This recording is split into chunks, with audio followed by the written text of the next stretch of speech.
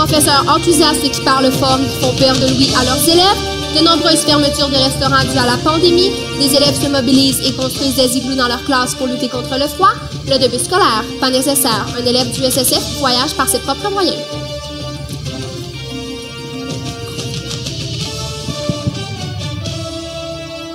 Bonsoir mesdames et messieurs, bienvenue à cette édition du 29 avril de SSF Nouvelles. Triste nouvelle ce soir alors qu'on apprend qu'un élève aurait perdu Louis, notamment après avoir écouté un cours à l'espace Germain. Alors rejoins nos correspondants sur le terrain. Oui, bonsoir, le Félix. Je me trouve présentement à l'espace Germain où un cours a lieu.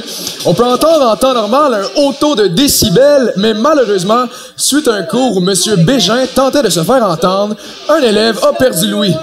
Salut Desjardins and Samuel Vermette. You will have to do evaluation number 3. J'ai bien entendu. Quelle triste histoire. Mais dites-moi, Alex, comment va l'élève en ce moment? Eh bien, il est toujours en état de choc, mais il ne semble pas répondre à nos appels. Merci, Alex. Retrouvons maintenant les employés du Bliss Café qui peinent à joindre les deux bouts. Bliss Café, m'entendez-vous?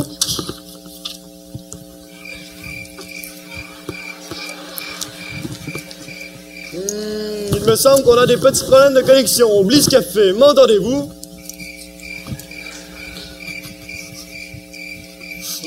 Sûrement, personne n'est employé au Bliss Café, sûrement dû à la pénurie de main-d'œuvre ou à une pandémie mondiale. Poursuivons. Des taux de carbone de plus de 1500 dans les classes, des fenêtres ouvertes alors qu'il fait moins 1000 dehors. Les élèves du SSF se mobilisent et construisent des igloos.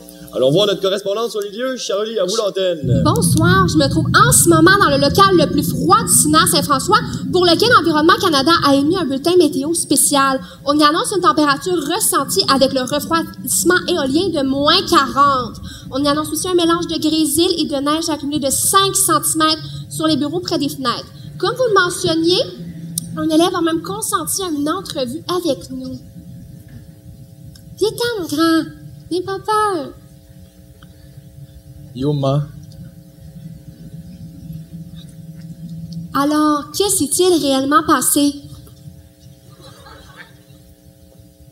Ouais, fait que j'avais fini mon examen à l'avance. Je me suis fait un igloo pour me réchauffer en ces températures glaciales. Mais encore? C'est ça, là. Incroyable! L'esprit entrepreneur des élèves du SSF ne cesse de nous étonner.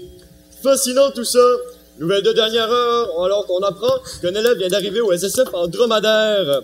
Et oui, après le dernier épisode d'un élève venant en motoneige, il semblerait que cela ait donné l'idée à un élève de se commander une bête sur Amazon pour ensuite venir à l'école et éviter le temps d'attente du transport scolaire après les cours.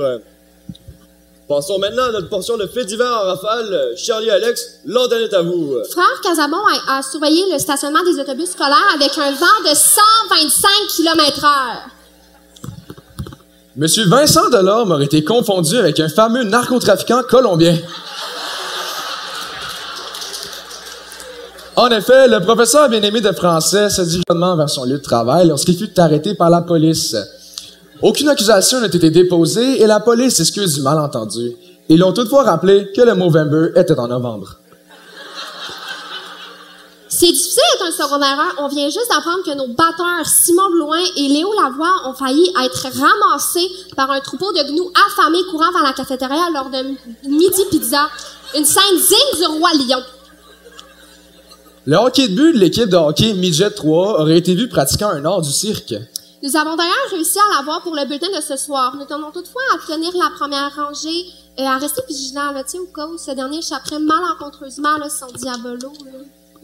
C'est ainsi que se termine ce bulletin de nouvelles. Nous vous laissons sur des images d'Alexandre Lausier au Diabolo. Mesdames et messieurs, à demain pour une autre édition du SSF Nouvelles et bonne soirée!